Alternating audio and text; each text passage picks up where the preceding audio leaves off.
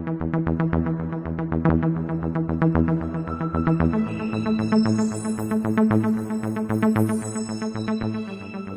good afternoon, Governor, and thank you for having Caymanian Times and myself. It's been a pleasure. I've been waiting to have this conversation with you. For all the viewers, could you give us some information about yourself when you arrived here and what you've been doing ever since? Yeah, absolutely, Ralph, and a pleasure to have you here, and delighted to be able to do this interview with you. So I've been here over 2.5 years now. It's gone incredibly fast, actually, but I'm enjoying it very much. It's a great honour and privilege to be governor of these amazing islands.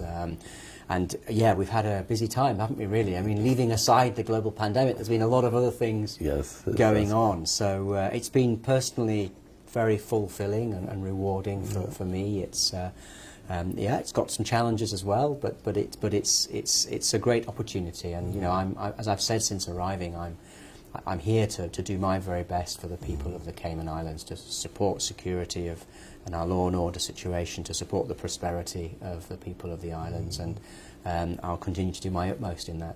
Well, thank you for that. What I've noticed, and I've mentioned it to our colleagues, that I've noticed your hands-on approach, and that you're getting involved. You're even utilizing social media very well. And can you give me some idea of why you're using social media so often? Yes, I mean, I think it's a really powerful medium. So I'm a career diplomat with the UK Foreign Office. So I've been with the Foreign Office for almost, I think, 34 years now. I know I don't look that old, but. And as ambassador to Algeria, which was the post before China, I was in China before here. A bit harder to use social media in China, but as ambassador to Algeria, I just discovered that people didn't know what an ambassador did. Ambassadors were seen as being quite grey, stuffy people. So actually using social media, it was Twitter and Facebook in Algeria, to reach out and communicate, particularly with younger people. And it was really big. So I was probably the ambassador who did most sort of social media work, and it became very popular. So coming to Cayman, I was determined to sort of try and do something very similar. And I see my role as being partly about supporting the community. There's some fantastic things going on in the community. So if I'm invited to events and I'm out and about, if I can give some publicity to those events and thank people and praise a lot of fantastic opportunities that we have in the islands, then social media is great for that. So I do a lot of it myself. I have a brilliant team who support me, but I do a lot of the posts myself, and I take some of the photos myself. Instagram, I didn't know what that was before I came to Cayman, but everyone said you have to go on Instagram, Governor. So I was Facebook and Twitter. Now I'm Facebook, Instagram and Twitter. So there we are. Well, I must say that you've sort of motivated me to increase my online presence. As you know, we focus on the newspaper, but I'm now pushing more online. All right. Well, I wish you every luck with that. Thank you very much. The regiment. I remember last year when it was launched. It was right before hurricane season. Yeah. We are right now almost in the hurricane season. Can you let us know what's the updates on the regiment and how they're preparing for the hurricane season? Of course. No, I mean, it's going very well. I think we now have over 100 part-time reservists trained in basic training, and we brought teams out from the UK to do that training, managing the COVID risk, of course.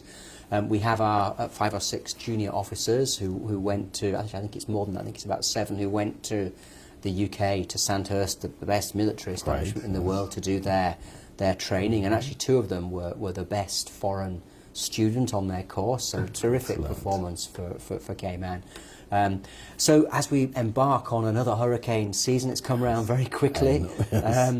To have a body of men and women, trained body of men and women on island who can assist us in whatever happens, is fantastic, because they have skills that we didn't have on island before. And a lot of people have said to me they remember that the Bermuda Regiment came during Ivan, and what a great job they did. But we now have our own body of men and women, so they can support us, but they could also support other territories and other independent countries if there's a crisis somewhere else. So we've recruited, as I say, over 100 part-time reservists. We want to get up to probably 150, 180. So there's another recruitment exercise to happen. But we're just having a bit of a pause now to bed down what we've got, and then probably next year we will look to recruit the next cohort. But I think the regiment, it's going very well. I know we had some issues initially, and some people were a bit, well, why is this military? I don't really understand the concept of it. But it is purely and simply disaster preparedness. I mean, it's giving them the skills to help us if we have a natural disaster, and they can do a lot of physical work in support of whatever situation we're dealing with. So, and I think politically now, the new Premier is very supportive, the new government is very supportive. That's good, It passed, the law passed through the then Legislative Assembly by consensus. So I think there's strong support for it from the political side, strong support from it from the UK, and strong support from most people in the general public. I wouldn't say everybody, still a few who have doubts, but I think most people in the general public also support it. And you could see during the tropical storm Eta, they were there, actually helping people whose homes were flooded, helping them get out of their properties, and they were doing things on the ground immediately. So I hope that helps people see its value. And I understand that too, being here during Hurricane Ivan and the devastation that we had, and hopefully we don't have another one this year, but we never know. No. And as Scout's motto said, be prepared, and basically the regiment is here prepared to help us, and that's how you get through a crisis. That's it. By being prepared. Yeah, that's with absolutely right. With that in mind, this is where you see how beneficial that can actually be. And I take my media responsibilities very seriously, and I think what we can do as a media house is get information out. That's why we're here. You know, and the more information we get out to the population, they can understand what is happening. And by being so, open with these things, like you have been, this is how we can see the benefits more quickly. Yeah, I agree with that. And if I may say so, I think you and the other media outlets do a really good job, and it's such a valuable role that you play in informing the public of what's going on. It's a vital role in our democracies. And I think obviously there's a responsibility that comes with that to report news in a factual, objective way, and in a responsible way. And I think certainly the Caymanian Times, you absolutely do that. So thank you. Well, I appreciate that. All right. It's a new government in power, and I've noticed that you're very comfortable with the previous government. You've achieved a lot, particularly with the pandemic. Yes. And I think everyone understands what we have achieved. What's your working relationship with the new government? Yes, very good so far. I know the current Premier very well. I've met him a lot in my first 2.5 years. I'd actually worked closely with him on the Alex Panton Foundation, which I think is doing incredible work to support raising awareness of mental health issues on our island. So I know him very well. So we already have a very warm, constructive relationship, and we have a weekly meeting in here, which I did with his predecessor, and likewise with the other ministers. I have a good, strong relationship with them. We really, all of us, recognise having a strong Cayman UK relationship and partnership is really important, and I think the public want the Governor and the Premier and ministers to be sort of working closely and collaboratively together, and that's absolutely how I intend to proceed, because I think that's the best way of getting what we want for the people of these islands. So I think the new government has hit the ground running. They've come in with a lot of commitment, a lot of determination, and a lot of enthusiasm to deliver the sorts of things they were talking about in the election campaign. I think obviously that we need to allow them a little bit of time to get their feet behind the table and work out their sort of specific policies. Election campaign is a very busy, stressful time for everybody. But no, I'm very pleased with my relationships with the new government so far. Very good. And I think that on that note, that it's a new government and we're in a very tight situation. We call it so the perfect storm, and so therefore anyone coming would need some time to really get their feet wet. Unfortunately, not enough time before the floods come. No, well, that's very true. And this is where your office, I'm sure, will be able to help guide them and work with them, because you've been here before. You've been work with the previous government, so your office in the civil service will be able to work along with the government and guide them accordingly, and I think they'll be wise to listen. Yeah, all right. Well, no, that's absolutely something that we do. But, you know, I also do recognise that the elected politicians have autonomy for the vast majority of domestic issues, so I respect that, and I think it's right that they are accountable and responsible for delivery of their programme. But I'm very happy to support and any assistance the UK can provide. We're here to provide that. Excellent, excellent.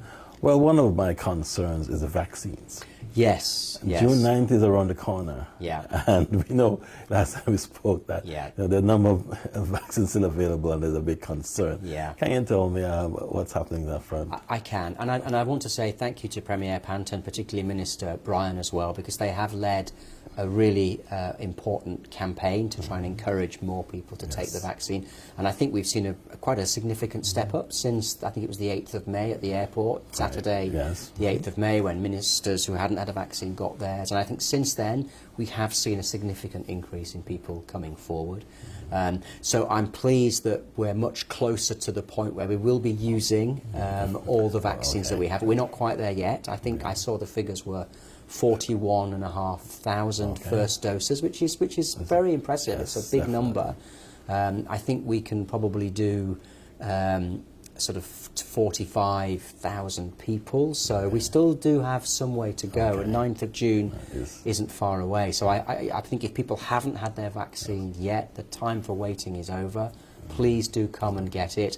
There is an expiry date on these vaccines, and for me as governor, it would be a crime against humanity if we have to waste any of this precious resource, particularly when so many countries around the world are desperate for these supplies. So I hope everybody comes forward, and then I can get some more from the UK, because we for our opening up policy, we need to vaccinate as many people as possible, because we need to be confident that we're not taking risks with the well-being and the welfare of our people. And the more people that have the vaccine, the more confident we can be. So it's really crucial. We've done incredibly well managing this COVID pandemic, and Cayman deserves huge plaudits for where we've got to. But we're in a new phase now. We do have to reopen the economy. Standing still like we are in this sort of very safe bubble is not an option. So to open up safely, we need to vaccinate as many people as possible. So please come forward and have that vaccine if you haven't yet. Talk to health professionals, seek advice if you still have concerns. Speak to family and friends who've had it. And what would you consider to be the biggest reason for the biggest hesitation? It's a good question. I mean, I think it's the younger you are, the more hesitant you are, because we have vaccinated, I think, well over 90% of our over 60s. But younger people sort of feel, well, you know, younger people don't tend to get COVID very seriously, and they think, well, I'm not travelling anywhere now, so why do I need to come and get it now? And I would say to that there is a very, very serious problem of what's called long COVID. So in the UK, people who've had COVID mildly, it doesn't go away. So they don't get better after 2 weeks. They suffer for months, some of the symptoms, and it can be very debilitating. It's actually stopped some people going to work, functioning properly. So, I mean, nobody wants to get COVID. This is not a risk worth taking for anybody, however old you are. I think there's a number of people who are in sort of what I would say is wait and see mode. They're not averse to having the vaccine, but are thinking, well, I'm not going to come forward now. There are then a number who just will never have it, and I think that's the same the world over. We don't know how large that group is. I still think there is a group of people out there who we can still encourage to come forward and have the vaccine, and I hope we can do that. Okay, so we hope we reach that 75, 80%. We do need to. Yeah. All right. As I mentioned earlier, that you may have a few things to say about the economy, and the reason why I wanted to ask is because unless we open up, the economy is going to hurt. Yeah. And like you just said, we can't stay closed in a bubble. No. So at some point, we have to realize that the economy is dependent on us opening up, and also the vaccines. Yeah. And so going forward, if we don't come together and get the vaccine so we can open up the economy, we will hurt. Yeah. Can you speak to that kind of aspect of the economy? I can. I mean, of course, economic development is primarily a domestic issue. So it is for the Premier and the Deputy Premier and the government to really lead on the economy. But as governor of a UK overseas territory, I obviously have to keep an eye from the UK perspective on how our economy is doing, because I mean, ultimately, if the worst happened and an overseas territory's economy ran into massive difficulties, the UK is the ultimate guarantor and would have to step in and even bail out an overseas territory, and the UK absolutely does not want to do that. So I recognise we've done so well protecting the people from COVID, and we do feel in this bubble that we feel very safe because we've got no social distancing, no masks, and for most people, a lot of people are hurting because there's no tourism, and it is damaging businesses. But there's another large group of people who find this very comfortable. But I think the point is coming that where we need to take these decisions. Now, those decisions are for the government, and I'm a big part of the discussion, but ultimately it's for the Premier and Ministers to take the decisions.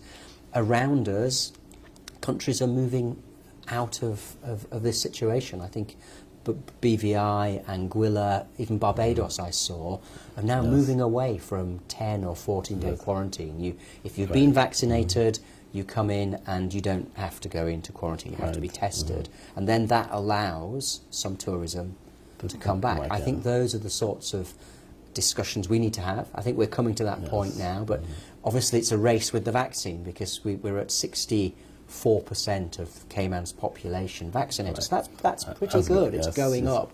We'd love to get it to, I think, at least 75. I mean, 80 without children, and we haven't got a green light from the UK to vaccinate 12 to 15-year-olds. So if you take out children, 80% is going to be impossible to reach. That's right. We won't get to 80% vaccination. So where can we get to between 70 and 80?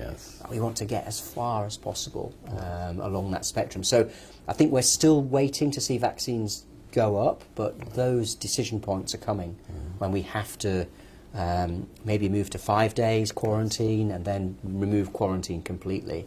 But those are decisions for the elected government, and I know that they're very concerned, as the last one was, with protecting the well-being and the welfare of everyone on the islands. Because at some point, the money will run out if we don't replenish it. It will. I think we are losing money each month on the government's revenues, and that isn't sustainable.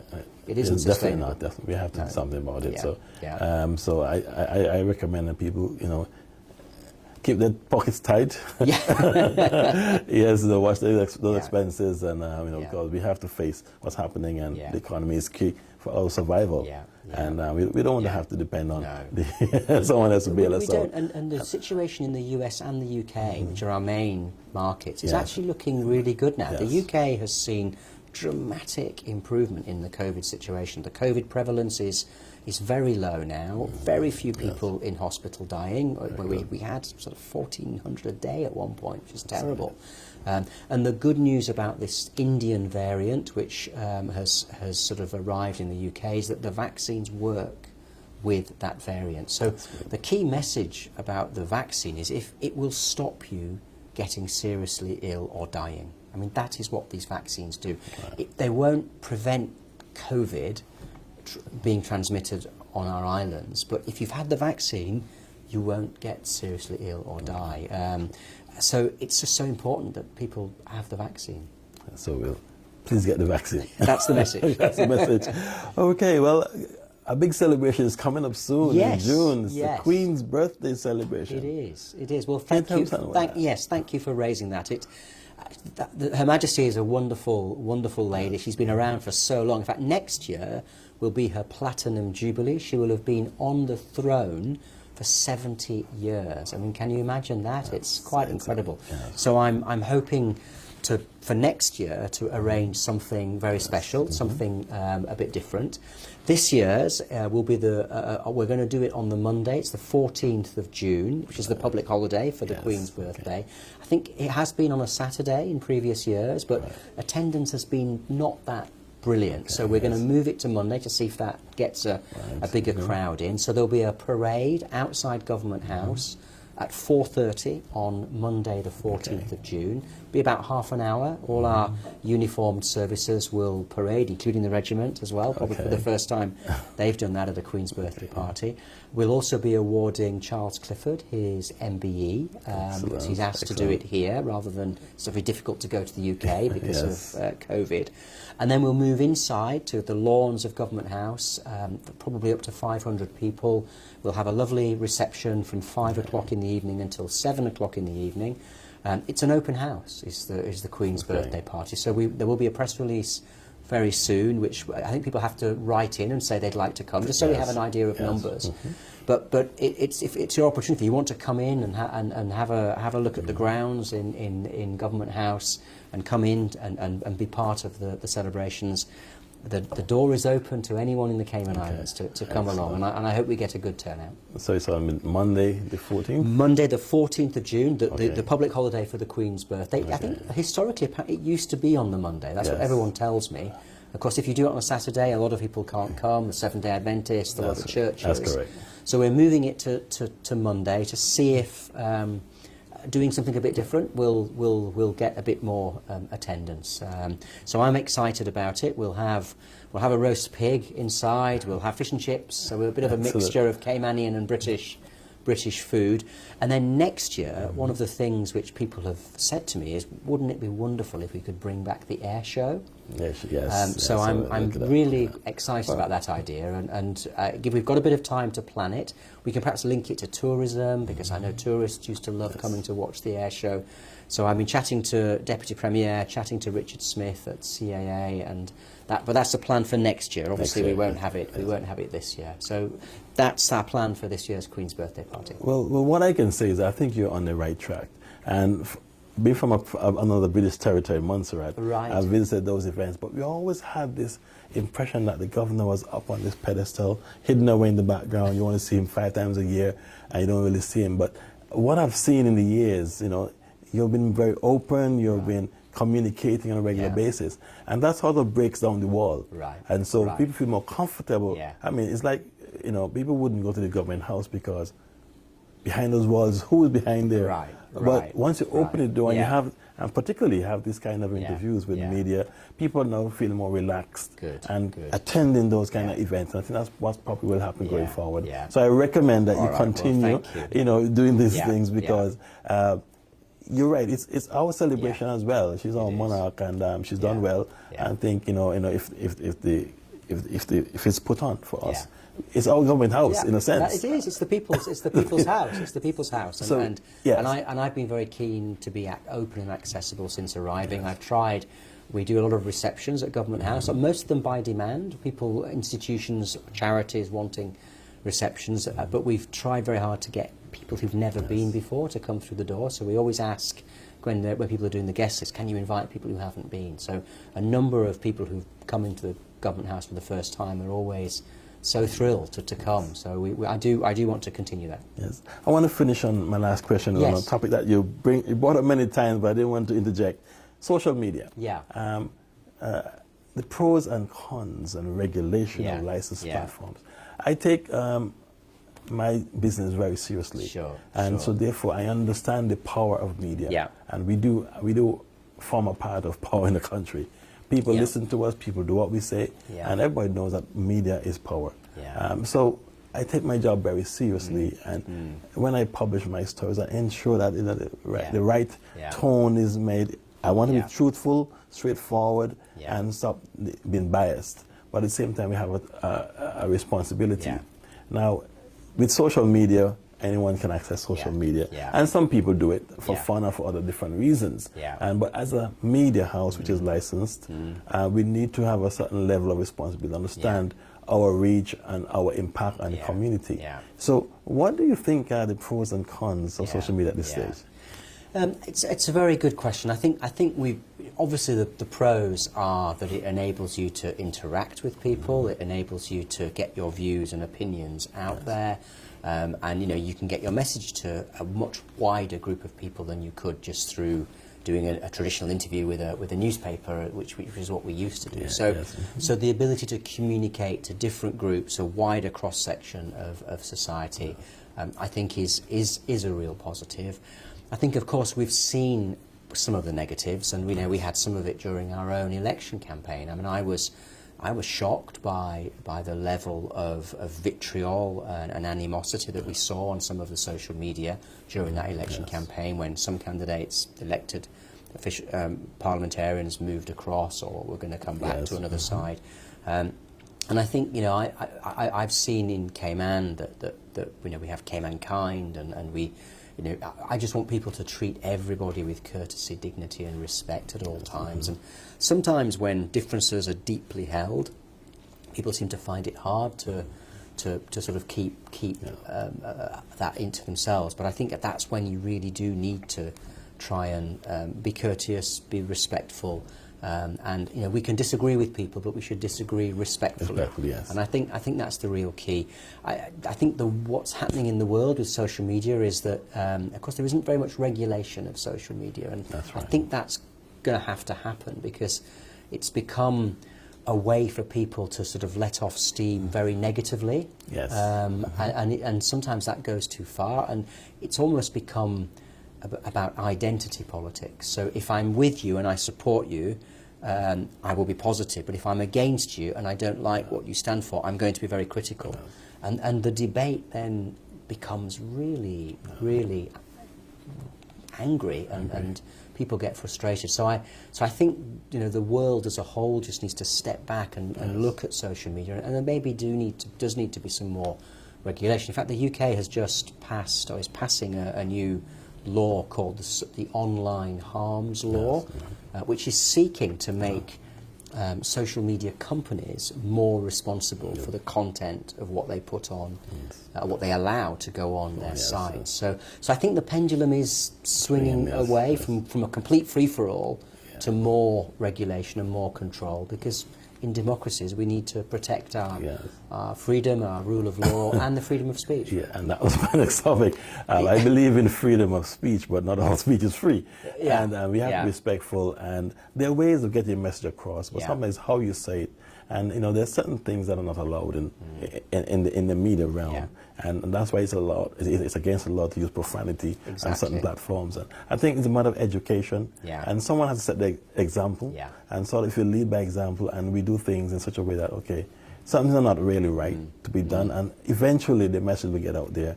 But it's something that we have to, be aware of. Like you said, we should be respectful to each other. And in general conversation, you just be respectful. We don't have to agree on everything, but we can be respectful with some dialogue. Yeah, absolutely. Well, Governor, I want to thank you for allowing me to come in here and have this discussion. Hope we can come back again. We can definitely do it again. I'd be very delighted to invite you back to do another interview as and when you decide it would be a good time to do it. So thank you very much, and again thank you to Caymanian Times for one of the print newspaper. It's important. It's important that you're there and providing a service to people. So thank you for what you and your colleagues do. Thank you very much, Governor. Okay, My pleasure.